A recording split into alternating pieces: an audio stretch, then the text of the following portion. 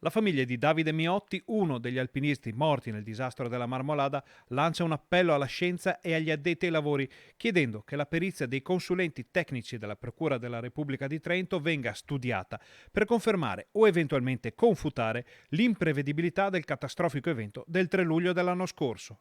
La richiesta è contenuta in una nota diffusa da Luca Miotti, fratello dell'alpinista di Cittadella, travolto assieme alla moglie Erika Campagnaro dal seraco che ha ucciso altre 9 persone.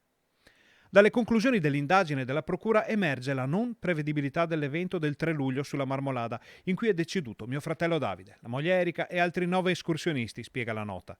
Comprensibilmente una simile conclusione mi lascia perplesso e deluso. Non mi rimane che fare appello, continua Miotti, agli scienziati e studiosi del settore di studiare gli accertamenti dei consulenti tecnici della Procura al fine di confermare o eventualmente confutare l'imprevedibilità dell'evento.